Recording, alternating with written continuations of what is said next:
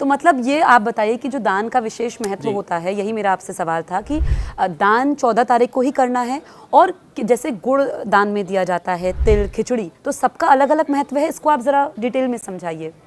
देखिए क्या है, तिल का रंग और तिल की जो आध्यात्मिक विरासत है, जो उसकी आध्यात्मिक रिचनेस है तिल आपके हर उस काम में, हर उस अनुष्ठान में, हर उस यज्ञ में सम्मिलित होता है जहां पर आप परमात्मा से सीधे साक्षात्कार कर रहे होते हैं। जैसे आप जब पितृपक्षों में श्राद्ध कर्म करते हैं तो उसमें तिल के बगैर नहीं कर सकते। आप जब परमात्मा को कुछ भोज्य प्रदान करते हैं, जब स्वाहा करते हैं, तो बिना तिल के नहीं कर सकते। वैसे ही विदान बिना तिल के संपन्न नहीं होता, और माघ के महीने का तिल सबसे प्रमुख धान्य है। हर राशि का, हर ग्रह का, हर महीने का अपना एक धान्य है, एक अनाज तो इसमें है। तिल तो सबसे प्रमुख है। इस महीने का, इस दान का, इस परंपरा का तिल सबसे महत्वपूर्ण। अच्छा। महाराष्ट्र में इसके लिए बोलते हैं तिल गुड़ घ्या आणि गोड़ गोड़ बोला। अच्छा। पंजाबी जो सिख समुदाय के लोग हैं, वो अभी लोहड़ी और इसमें मतलब सब सर्वाधिक उनके यहाँ तिल और गजक को इतना बढ़ चढ़ करके प्रयोग किया जाता, खाना देना, गिफ्ट करना। तो ये परंपरागत प्राकृतिक अरेंजमेंट है। प्रकृति कहती है कि जैसे ही आप इस अनाज को, आयुर्वेद क्या कहता है, इस अनाज को अगर आपने भक्षण करना शुरू किया, जितने भी मिडिल ईस्ट के क्षेत्र हैं इसमें आप देखिए तिल का प्रयोग बहुत ज़्यादा होता है। वहाँ की आप रिचनेस देखिए, वहाँ की ब्यूटी देखिए, वहाँ का स्किन कलर देखिए, टेक्सचर देखिए, तो आपको पता चलेगा कि तिल में कितनी संपदा है। इस छोटे से तिल में कितनी संपदा छुपी हुई है जिसको आप इग्नोर करते हो। आपके ऋषियों ने कहा केवल माघ के 1 महीने में आप तिल का प्रयोग अधिक करें तो आंखों की रोशनी, कलर, और दान के लिए तो कहते हैं 1000 गुना ज्यादा फल तो मिलता मतलब है। तिल जो है लड्डू कुछ भी तिल का आप दे सकते हैं, खाली तिल दे दीजिए। अनाज, और जैसे उड़द की दाल, अक्षत यानी चावल, और देसी घी, और इन सब चीजों के साथ कुछ द्रव्य इत्यादि। जब आप इसको दान करते हो तो आपके पुराने जो कर्मों में गड़बड़ी हो गई थी वो ऑडिट दिवस के पहले ही तुम ठीक कर सकते हो, ऑडिट दिवस तक ठीक कर सकते हो, ताकि ऑडिट में आगे तुम्हारे राशियों पर जो अप्रबंध लगने वाले, जो खराब चीजें आने वाली, उसका फल आपको मिले ही नहीं। तो आचार्य जी मतलब 14 तारीख को आप किसी भी समय ये कर सकते हैं, सुबह से लेकर रात तक? ये पूरे माघ भर कर सकते हैं। अच्छा, माघ भर, मतलब माघ हम पहले प्रारंभ हो जाते हैं, जैसे 3 तारीख से इस महीने का को स्पर्श किया गया, और 3 तारीख के बाद 14 तारीख को आपका ये संक्रांति आई। तो ये पूरा 100% महीना, मतलब ये तो 12-11 दिन बाद आई संक्रांति। आप दान की परंपरा 3 तारीख से शुरू हो गई। आप माघ का महीना आप प्रयागराज जाकर के देखिए, कई हजार लोग इस ठंड में जलाशय के पास बैठ करके कितनी साधना कर रहे हैं, जप तप कर रहे हैं, दान कर रहे हैं, पुण्य कर रहे हैं, सत्कर्म कर रहे हैं। ये महीना ही अलौकिक है। 1 महीने का ये पुरस्चरण, 1 महीने का ये कल्पवास, 1 महीने का ये वहाँ निवास, ये 1 महीने में किया हुआ दान जीवन भर काम आता है। ये बहुत ज़रूरी बात आप कर रहे हैं। और स्नान का भी विशेष महत्व होता है। हाँ, देखिए क्या है, स्नान कभी भी शरीर धोने को नहीं कहते। स्नान को 99.9% लोगों को लगता है शरीर को धुल लेना स्नान है। स्नान आत्मा का है, मन का है, बुद्धि का है, विचारों का है, और आपकी निजता का है। निजता मतलब जो आपका निजी कंस्ट्रक्शन है उसका स्नान है। आपका अपना परिचय क्या है? आपका केवल एक नाम परिचय नहीं है, आपका बाहरी जो आवरण है ये परिचय आपका नहीं है। आपका परिचय शुरू होता है आपके स्वभाव से, आपकी भाषा शैली से, आपके अपने निजी रिश्ते जिस तरीके से आप बनाते हो, जो आपका अपना चरित्र है, जो आपका चित्र है, और जो आपके संस्कार हैं, ये आपका परिचय। तो वहाँ स्नान होता है। माघ का महीना इसलिए बहुत महत्वपूर्ण है कि आप हर तरह से सर्वांगीण स्नान करते हो। दान करके आत्मा स्नान करती है, कथाएं सुन करके मन स्नान करता है, आपकी बुद्धि और आपके विचार स्नान करते हैं संतों का दर्शन करके। तो तमाम तरीके से आप स्नान करते हो, इसलिए यहाँ स्नान का महत्व बहुत ज्यादा है। बिल्कुल महाराज जी, आप इतनी सुंदर बातें बता रहे हैं, मुझे लगता है कि ये हम लोग पढ़ते हैं, सुनते हैं, लेकिन एक जीवन को नई दिशा भी मिलती है और ये बहुत ज़रूरी बात आपने कही है। और यही हमारा मकसद भी है इस पॉडकास्ट के ज़रिए हमने जगत गुरु को बुलाया है, ताकि आप बारीकी से चीज़ों को समझ पाएँ और अपने जीवन में अगर हम उसका कुछ हिस्सा भी ला पाएँ तो मुझे लगता है कि फिर जीवन सही दिशा में रहेगा। देखिए 12 महीने आप खूब अच्छे बुरे सब कर्म करते ही हो। हाँ। एक महीना माघ का है, इस महीने में आप दान करते हो, इस महीने में आप पुण्य करते हो, इस महीने में आप सत्कर्म करते हो, इस महीने में आप श्रेष्ठ काम करते हो। क्योंकि देखिए पाप कर्मों के लिए आपको प्रयास नहीं करने पड़ते, पाप कर्म अपने आप प्रयास करके आपसे करवा लेते हो, उसके लिए तो आप प्लानिंग करके भी कर लेते हो। लेकिन सत्कर्मों के लिए, पुण्य के लिए, दान के लिए, श्रेष्ठ काम करने के लिए आपको बहुत बल लगाना पड़ता। बड़े भाग्यशाली लोग होते हैं जिनसे पुण्य हो जाते हैं अपने आप, ये बड़ी किस्मत से होता है, ये बहुत पूर्वजों के बड़े पुण्य प्रताप होते हैं जब आप ऐसा कर पाते हो। तो ये होना बड़े सौभाग्यशालियों का काम है। ये एक महीना तो खूब दान करना चाहिए। बिल्कुल। अच्छा महाराज जी, अगर हम देखें तो दान का विशेष महत्व होता है, किन किन बातों का खास ख्याल भी रखना चाहिए इस महीने में खासकर, और मकर संक्रांति के दिन भी? अच्छा, एक बहुत महत्वपूर्ण चर्चा है।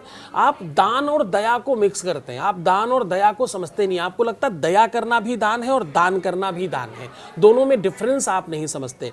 दया आप वहाँ करते हो जब आप करुणा निधान बनते हो, जब अपने आप को भगवान समझ लेते हो। आप किसी पर आपको दया आ गई, किसी के ऊपर आपको बहुत करुणा आ गई, आप किसी की गरीबी, किसी की दीनता, किसी की दैन्यता, किसी की जो अव्यवस्था है उसे देख करके आप बहुत बहुत बहुत करुणा आ गई और आपने कोई मदद कर दी, ये दान नहीं है। अच्छा, ये दया है। दान आप हमेशा अपने से श्रेष्ठ लोगों को करते हैं। दान कभी भी आवश्यकताओं की आपूर्ति की बात नहीं है। जी महाराज जी, आपने बहुत गहरी बात कही है कि ये दया हो गई, क्योंकि हम अमूमन जब दान करते हैं तो ऐसे जिसको जरूरतमंद है, जो गरीब है, जैसा कि आपने कहा, हम उनको दान दे देते हैं कि ठीक है हमने राशन दे दिया, वो दान नहीं है, वो कह रहे हैं दया है। तो फिर श्रेष्ठ को अगर हम करेंगे तो कैसे? उसके पास तो सब कुछ है, ये जरा समझाइए आप। यही जहां आवश्यकता के विपरीत जाकर के जब आप काम करते हैं, जहां जिसको आवश्यकता नहीं है, वहां पर आप किसी भी तरह से अपने आप को कृतज्ञ महसूस नहीं कर पाते।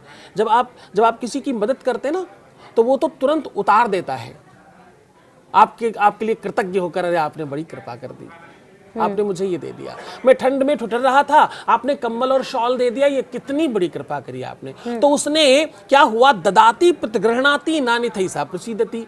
हमने आपको 10 रुपए दिए, 10 रुपए का आपने हमें सामान दे दिया, तो कहे का व्यवहार और कैसा प्यार। प्यार कैसा है, आपने बच्चे को चॉकलेट दिया और बच्चा समटाइम आपको थैंक यू भी नहीं बोल रहा, मम्मी पापा जबरदस्ती बुलवाते, अंकल को थैंक यू बोलो, बेटा देखो आंटी को थैंक यू बोलो प्लीज, अच्छे बच्चे हो ना, थैंक यू बोलो, थैंक यू। आपको बहुत मजा आ जाता है यार, कि मतलब बदले में कुछ नहीं चाहिए यार।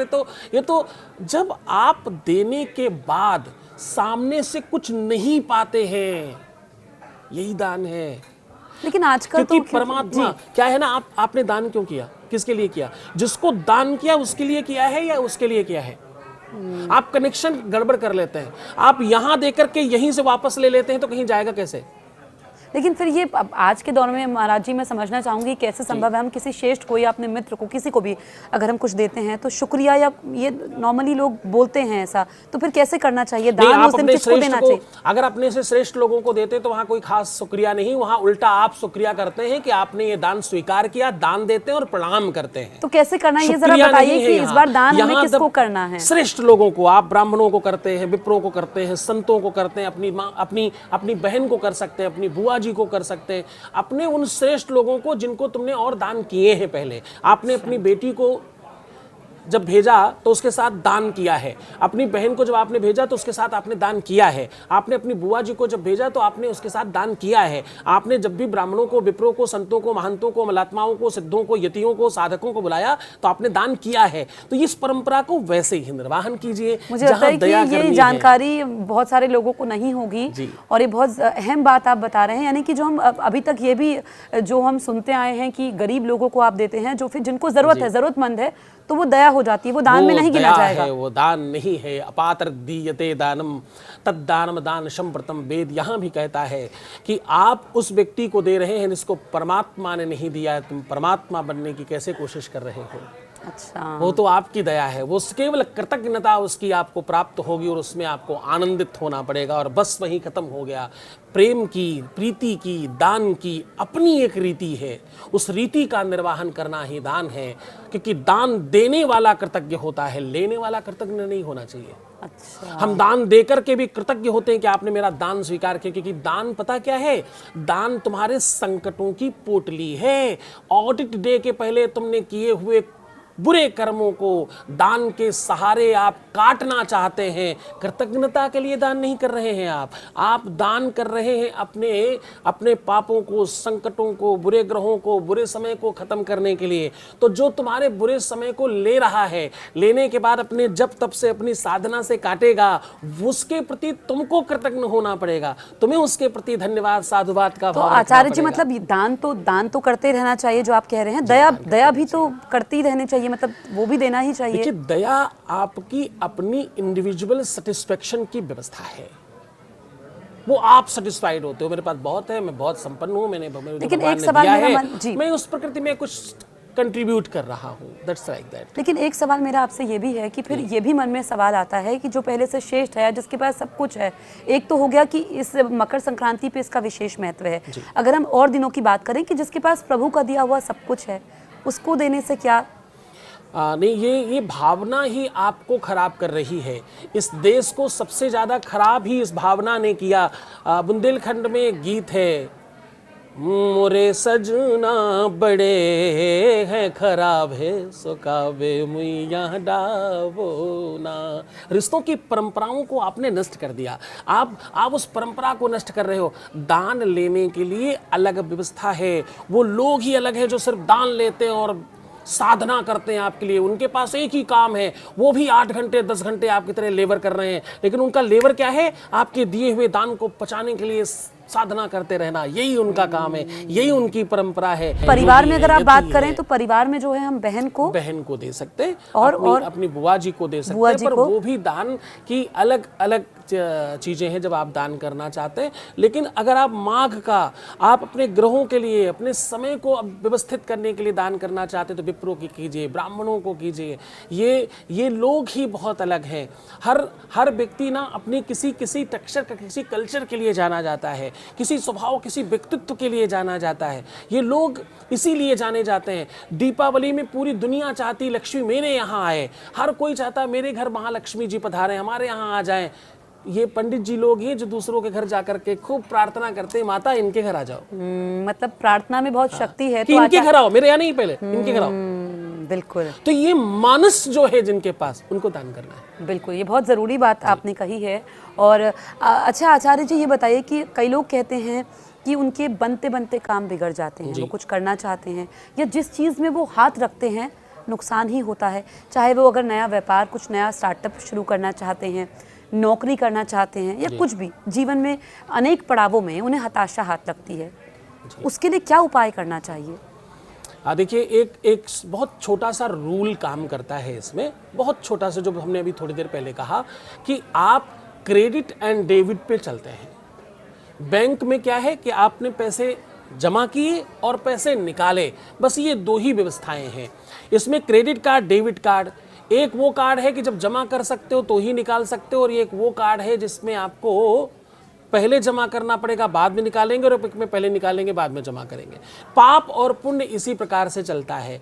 आप जितना कुछ खराब चीजें कर रहे हैं, एकांत में बैठकर जो तुम कंज्यूम कर रहे हो, जो देख रहे हो, जब तुम पाप कर रहे हो और कोई नहीं देख रहा है, उसमें तुम सबसे ज्यादा कौन ज्यादा देख रहा है? तुम्हारी आंखें तुमको देख रही, तुम्हारी निजता, तुम्हारा स्वभाव, तुम्हारा व्यक्तित्व, तुम्हारा पूरा का पूरा जो चरित्र है वो तुम्हें देख रहा है, और वो उसी तरह कंस्ट्रक्ट हो रहा है।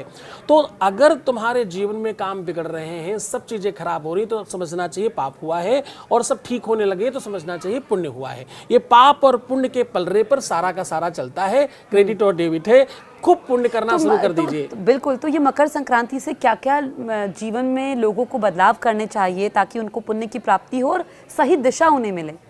दुनिया में सिर्फ 2 ही तिथियां हैं जिनमें आप अपने पाप से मुक्त हो सकते हैं। पहली तिथि संक्रांति और दूसरी तिथि प्रदोष। ये 2 ऐसी तिथियां हैं विश्व में जिनसे आप प्रदोष भी संक्रांति को कहते हैं। जब दो चीजें अच्छा। मिल रही हो उसको संक्रांति कहते हैं। संक्रांति कहते और दो चीजें मिल रही हो तो प्रदोष कहते हैं। अच्छा। जब द्वादशी और त्रयोदशी आपस में मिलती है, जब दोपहर यानी दिन सांझ यानी रात से मिल रहा होता है तो प्रदोष होता है।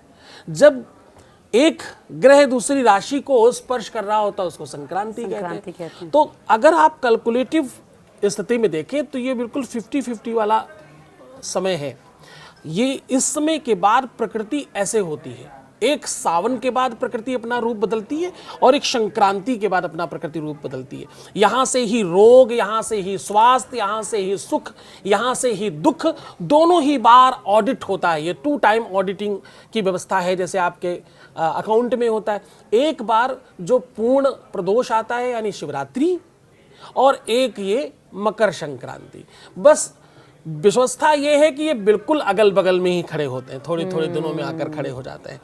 तो ये दोनों की दोनों ऐसी चीजें हैं जिस समय आप खूब पुण्य करिए, खूब सत्कर्म कीजिए, खूब दान कीजिए, खूब भगवान का भजन कीजिए, संतों को, महंतों को, देवताओं को, ब्राह्मणों को सबका आदर सम्मान कीजिए, प्रणाम कीजिए, सबको का आशीर्वाद लीजिए और तीर्थाटन कीजिए।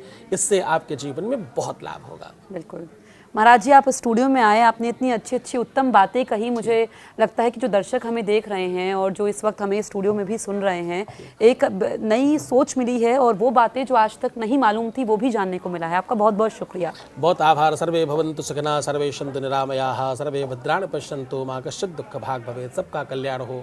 आप सबको खूब संक्रांति की शुभकामनाएं। आप खूब खूब अच्छे हो। जय जय श्री सीताराम।